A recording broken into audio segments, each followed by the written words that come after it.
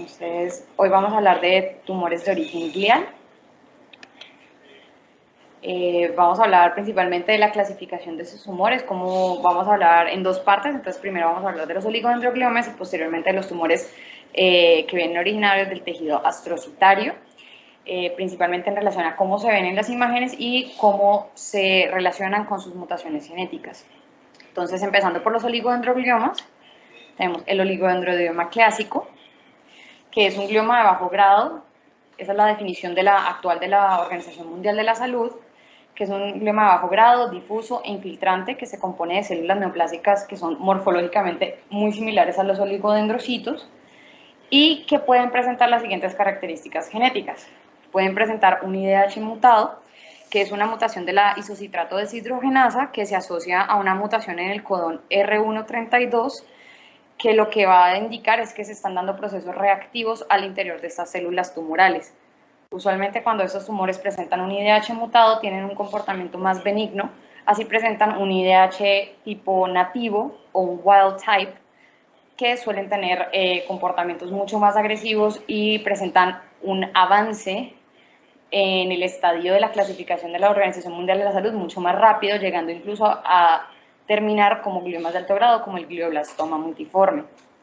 Y también pueden presentar de lesiones cromosómicas en el brazo corto del cromosoma 1 y en el brazo largo del cromosoma 19, que también cuando presentan estas deleciones, estas codelesiones, se asocia a una mejor respuesta al tratamiento coadyuvante.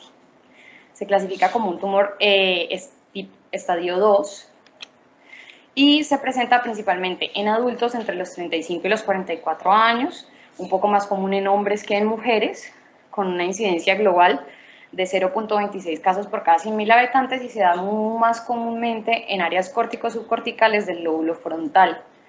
La etiología como tal es desconocida, pero se ha asociado, se ha teorizado un poco en que esos tumores se asocian a personas que han estado expuestas a radiación, diferentes grados de toxicidad o a ciertos virus como el virus del VIH o que tienen un antecedente de enfermedades desmielinizantes en tratamiento. Suele representar hasta el 2.5 de todos los tumores primarios del sistema nervioso central. Entonces, los oligodendrogliomas, pues usualmente la clínica más común de presentación de estos tumores son las convulsiones, seguido de las cefaleas, y según la localización que presenten pueden tener un déficit neurológico focal y alteraciones cognitivas. En cuanto a sus hallazgos radiológicos, tenemos que son tumores que usualmente pues en la resonancia magnética, que es la que vemos aquí, se presentan hipo o isointensos en las secuencias de T1, mientras que en las secuencias de T2 se observan una hiperintensidad heterogénea con muy poco edema perilesional, y lo que lo va a distinguir a ese tumor es que usualmente se presentan con calcificaciones y menos comúnmente con hemorragias o cambios por degeneración quística. También suelen ser tumores que por su comportamiento relativamente benigno son de lento crecimiento y pueden asociarse a remodelación ósea, que se observa pues mejor en las tomografías computarizadas. Cabe recalcar que estos tumores, cuando se les realiza estudios de medio de contraste, el hecho de que presenten un pobre realce es un indicador de mejor pronóstico. El siguiente tumor que tenemos es el oligodendroglioma anaplásico, que es un grado más al que acabamos de ver previamente y está clasificado como un tumor estadio 3, y es simplemente el tumor anterior que ya presenta unas características histológicas anaplásicas con un aumento en las mitosis a nivel histológico, que pueden o no asociarse a una codeleción del 1p19q. Entonces, estos tumores también se presentan en adultos, principalmente en hombres cercanos a la misma edad, entre los 30 y los 40 años, y representan el 30% de los tumores oligodendrogliales. Pero pues ya cuando lo vemos en un global en cuanto a los tumores del sistema nervioso central, solamente son el 0.5%. También su localización predominante es en el lóbulo frontal. Clínicamente se van a presentar ya con déficit neurológico focal, las convulsiones que ya habíamos discutido previamente, pero pues al ser un poco más agresivos van a tener un aumento marcado de la presión intracraneal, entonces puede empezar el paciente a desarrollar síntomas del síndrome de hipertensión endocraniana y déficit cognitivo rápidamente progresivo. Estas lesiones pueden presentarse de nuevo o pueden ser una progresión de los oligodendroblomas iniciales que ya habíamos visto, de una lesión de menor grado, y cuando se observan este tipo de progresiones se dan un periodo largo que es en promedio entre unos 6 y 7 años. Entonces ya radiológicamente vamos a continuar con que se visualizan como tumores de densidad mixta, hipointensos en T1, hiperintensos en T2, con calcificaciones, hemorragias o degeneración quística, pero ya la presencia de hemorragias va a ser mucho mayor y vamos a empezar a ver infiltración del tejido circundante. Y por último tenemos pues aquí los oligoastrocitomas, que tenemos tanto su variante anaplásica como no anaplásica. Esta es la variante normal, que son gliomas de bajo grado, difusos e infiltrantes, como los oligos que habíamos visto previamente, pero aquí tenemos células neoplásicas que son muy similares a los oligodendrocitos y a los astrocitos, y no presentan ninguna mutación o ninguna lesión. Sin embargo, este es un diagnóstico puramente de exclusión y únicamente se debe usar cuando se encuentra que estos tumores no pueden ser analizados molecularmente para clasificarlos. Usualmente cuando se obtiene escasa cantidad de tejido y no permite hacer análisis más avanzados que lo permitan distinguir entre un oligodendroglioma o clasificarlo como uno de los tumores astrocitarios que veremos a continuación. También se presenta más comúnmente en los adultos, puede presentarse en cualquier parte de los hemisferios cerebrales y se dice que son tumores mezclados o bifásicos. Aquí tenemos pues la imagen de la izquierda, pues muestra la resonancia, unas secuencias de T2 que muestran cierta heterogeneidad en la hiperintensidad que presentan esos tumores, y la patología pues que pueden mostrar que las flechas pues nos muestran los cúmulos de células oligodendrogliales que también se rodean en una matriz fibrosa donde se presentan astrocitos modificados. Entonces, usualmente este es un diagnóstico de exclusión, repito, cuando no se logra hacer la clasificación molecular. Y lo mismo para su variante anaplásica. También son células que muestran características oligodendrogliales y astrocitarias que tienen cambios anaplásicos. Y aquí es lo que les estaba comentando sobre el hecho de que no se puede clasificar de forma molecular, porque usualmente cuando se tienen esos tumores que tienen ambos tipos celulares, lo que se hace es el estudio molecular y según los resultados que se observen, se puede observar en los astrocitomas anaplásicos, presentamos una mutación del IDH y una mutación en los genes TP53 y el ATRX. Estos dos genes son genes de supresión de la actividad mitótica. Entonces, cuando se presentan estas tres mutaciones, se hace el diagnóstico ya como astrocitoma anaplásico, o si presenta el IDH mutado, pero con una codeleción del 1p19q, se genera el diagnóstico de un oligodendroglioma anaplásico. Si el IDH no se encuentra mutado y tenemos antes marcadores de tinción del cromo 7 y del cromo 10, ahí hacemos el diagnóstico de un glioblastoma. Cuando no hay tejido insuficiente para hacer este diagnóstico molecular, se deja como un oligoastrocitoma anaplásico. Ahora continuamos con los tumores astrocitarios. Tenemos 7 subtipos que van desde los grado 1, que son los astrocitomas pilocíticos, hasta los grado 4, que son los glioblastomas multiformes. Entonces iniciamos por el astrocitoma pilocítico. Este es un tumor que tiene un patrón bifásico, que tiene porciones celularmente compactas y otras que presentan formación de microquistes y de cuerpos granulares. Es un tumor relativamente benigno, mucho más común en la población infantil. Es un tumor que se clasifica por la Organización Mundial de la Salud como un grado 1. Entonces, más común en niños, usualmente en menores de 14 años. Si se presentan adultos, la edad promedio de presentación se ha encontrado alrededor de los 22 años y no se ha visto que haya una preferencia en cuanto a la presentación entre los sexos. De una incidencia de menos de un caso por cada 100.000 habitantes y usualmente suelen aparecer en la línea media y menos comúnmente en el cerebelo. Representa el 5% de los tumores gliales y la forma de presentación suele ser un déficit neurológico focal según la zona de localización. En niños, cuando se presentan de forma muy temprana, previo al cierre de las fontanelas, empiezan a presentarse con macrocefalia, y endocrinopatías cuando su localización es muy cercana a la zona hipotalámica. Y ya un poco más en edades avanzadas empieza el paciente a referir cefalea, pérdida visual, y en ocasiones se ha reportado la presencia de convulsiones. En las imágenes radiológicas tenemos estas imágenes, que son unas imágenes ovaladas, que son muy bien delimitadas, que tienen tanto un componente nodular como un componente quístico. Entonces, en las secuencias T1 vemos que el componente nodular es hipo a isointenso en relación al tejido cerebral, y la porción quística es isointensa al líquido cefalorraquídeo.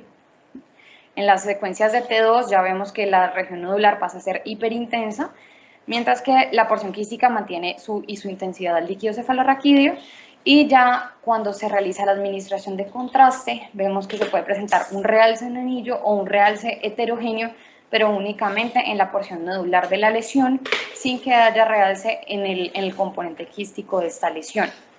Ocasionalmente puede haber calcificaciones o centros de necrosis, que esto no implica que haya aumento de la malignidad de estas lesiones. Y pues, como ya he mencionado, más comúnmente en línea media y en región cerebelosa. El siguiente tumor es el astrocitoma subependimario de células gigantes, que es un tumor benigno, crecimiento lento, que usualmente a nivel histológico presenta astrocitos ganglionares que tienen un origen en la pared de los ventrículos laterales.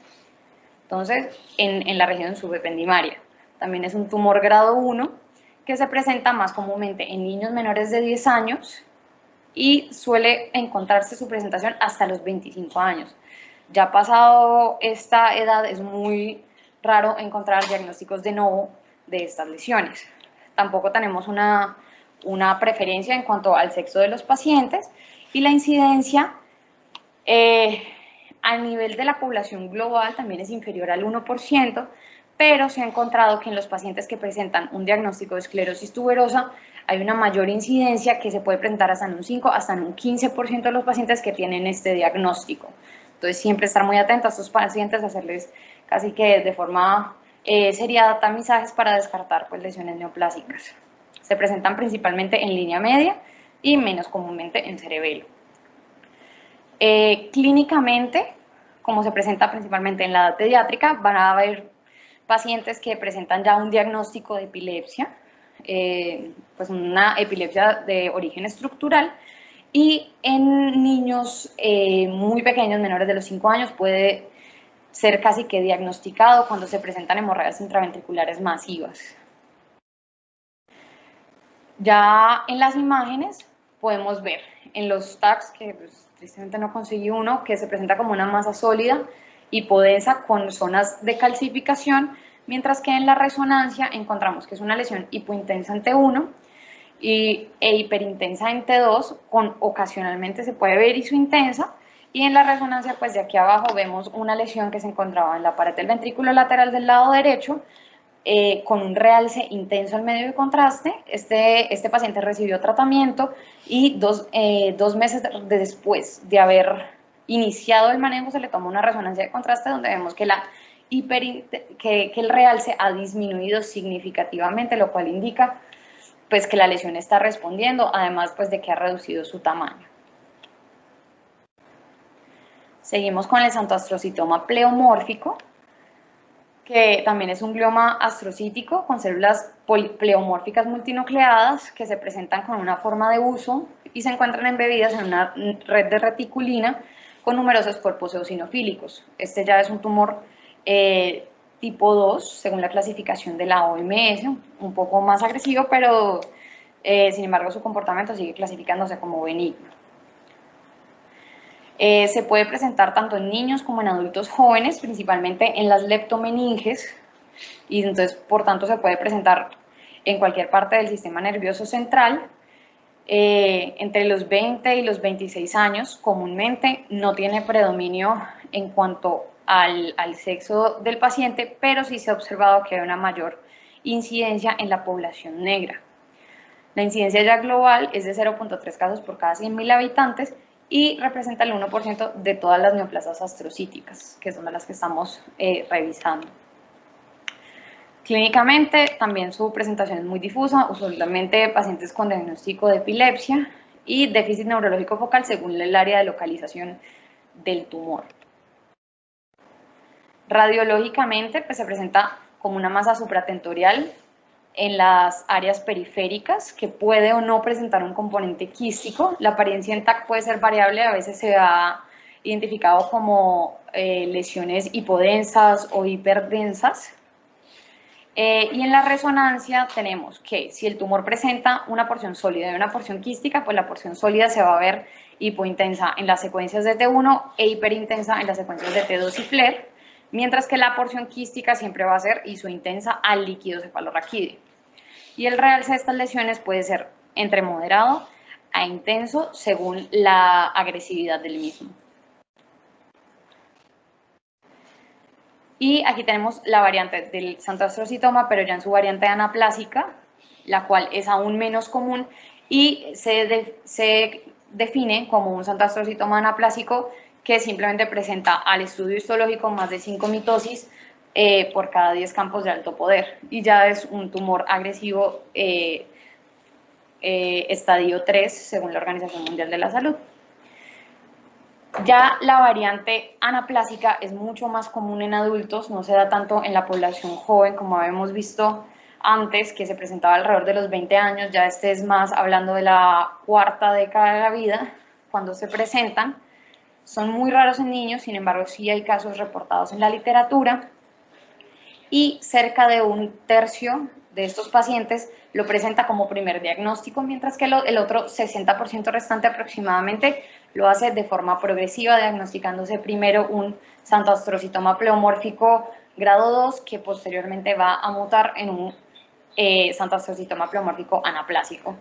La mayoría de estos tumores son de localización supratentorial y se va a presentar también, igual que su contraparte benigna, con epilepsia y déficit neurológico focal, que pues se relaciona ya estrechamente al sitio de localización.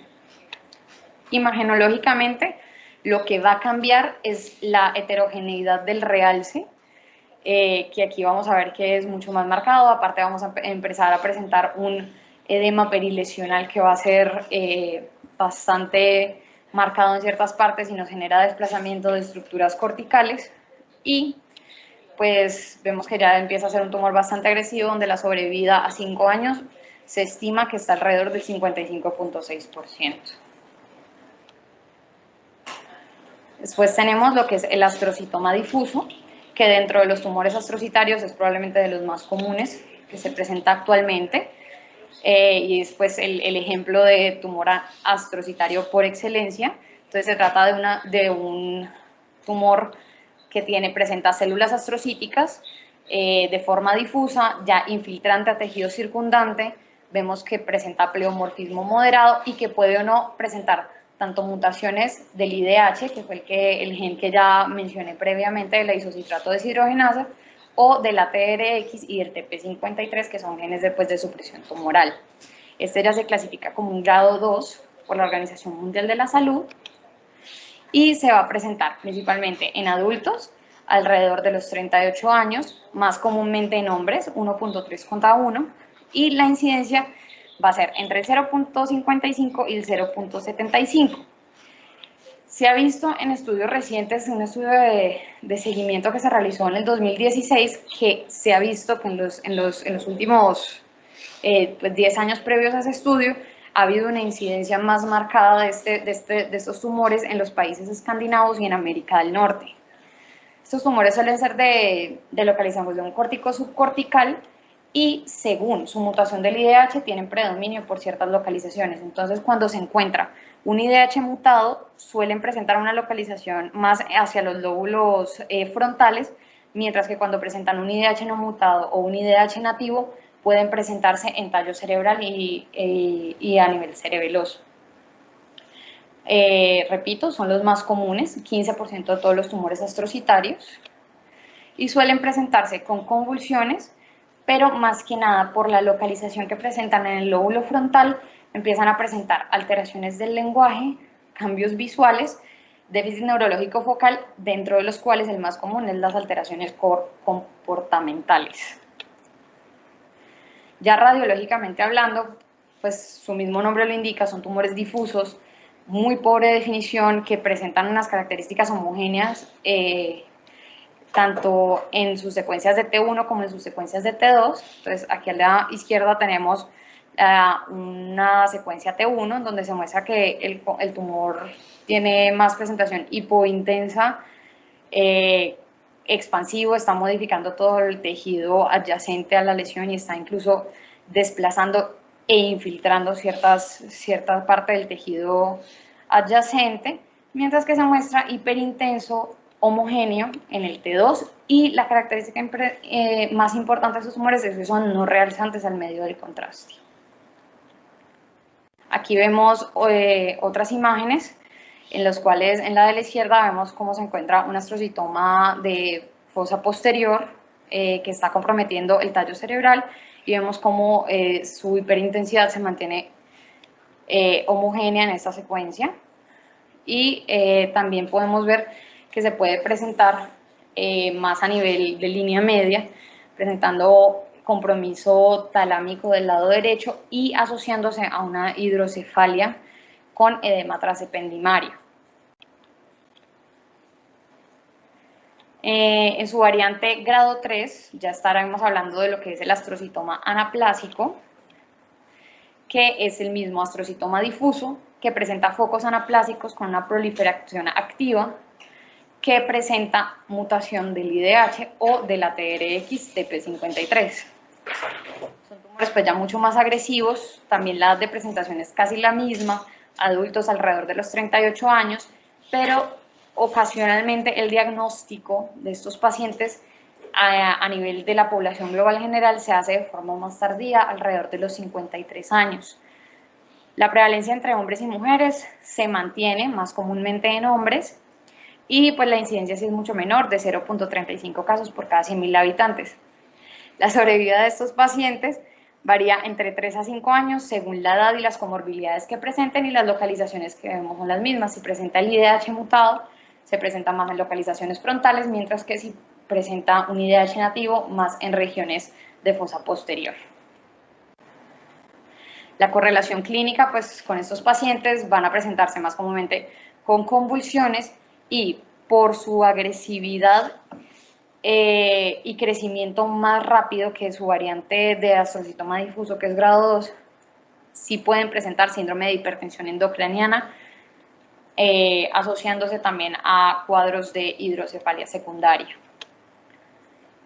En cuanto a los hallazgos radiológicos, persisten algunos de ellos en los que tenemos una pobre definición, con unas lesiones hipodensas en TAC, pero ya hay reacción al medio del contraste. Ya vemos que sí se observa un realce, que es un realce parcial, usualmente un realce más parchado, a veces se describe como realce en anillo incompleto, y un edema perilesional casi que desproporcionado a la lesión que presenta el paciente.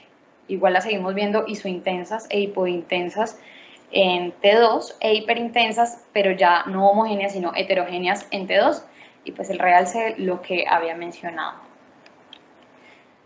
Aquí vemos otra imagen en la cual vemos pues qué tan difuso puede llegar a ser un tumor de estos, y cómo el medio de contraste en la imagen de la derecha logra generar realce en ciertas áreas sin lograr encapsular completamente el tumor. Entonces pues por eso se describe como un realce tipo parchado.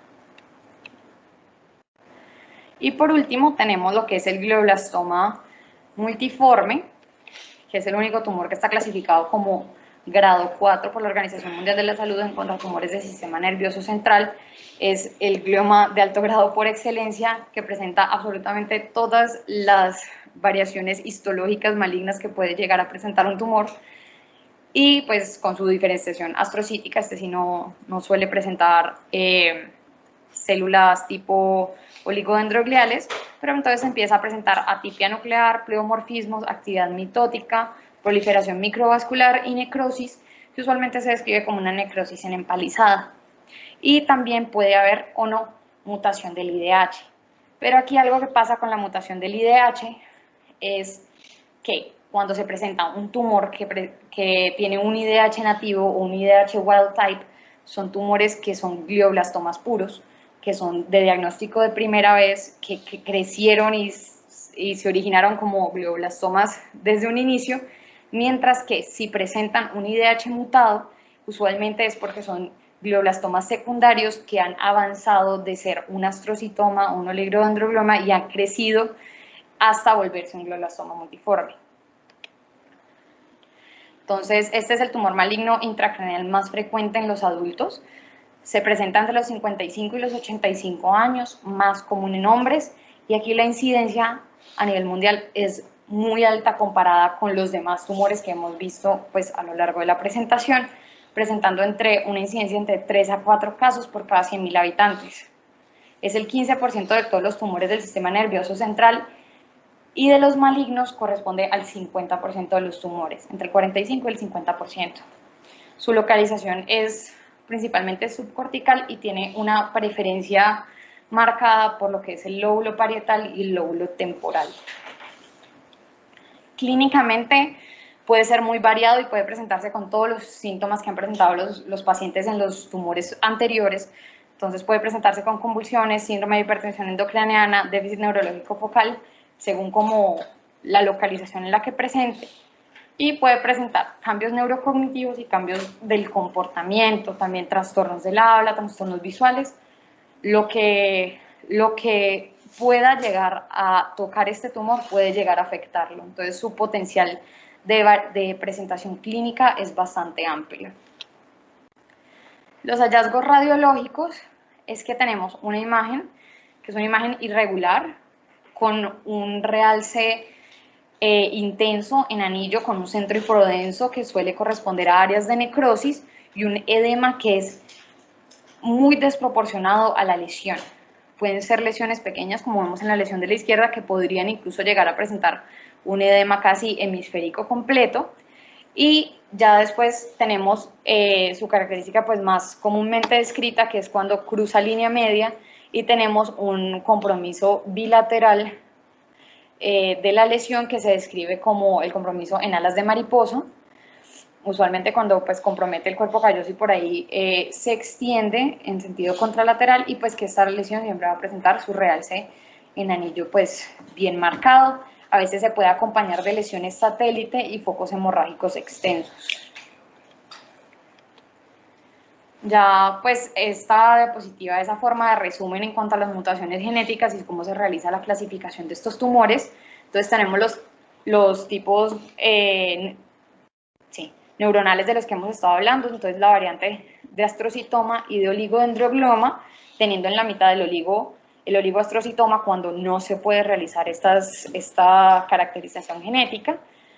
Pero entonces tenemos que a estos tumores, sea astrocitario o oligodendroglial, se le realiza la tipificación del IDH, que se puede clasificar en IDH mutante o en IDH nativo. Cuando se presenta como IDH nativo, inmediatamente se clasifica como mínimo como un astrocitoma difuso de tipo nativo, ¿sí? Si no presenta características anaplásicas. Donde presente características anaplásicas, ya entra como un glioma grado 3 con un astrocitoma anaplásico, y si empieza ya a presentar cambios de necrosis en empalizada y zonas de alta actividad mitótica, ya entra como un glioblastoma multiforme, que es el estadio 4. Si presenta IDH mutante, hay dos opciones, que sea de línea astrocítica o de línea oligodendroglial. Entonces, para eso se tiene que hacer los otros marcadores genéticos, que son el ATRX y el TP53 para los de origen astrocítico y la codeleción 1P19Q para los de origen oligodendroglial. Si presenta la codeleción, se clasifica como oligodendroglioma, o si presenta variantes anaplásicas como oligodendroglioma anaplásico, mientras que si presenta la pérdida del ATRX y la mutación del TP53, se clasifica como astrocitoma difuso con IDH mutante, o un astrocitoma anaplásico con IDH mutante si presenta pues los hallazgos anaplásicos, que en caso tal de que empiece a presentar los cambios de necrosis en empalizada, ya se clasificaría como un glioblastoma multiforme secundario al presentar un IDH mutante.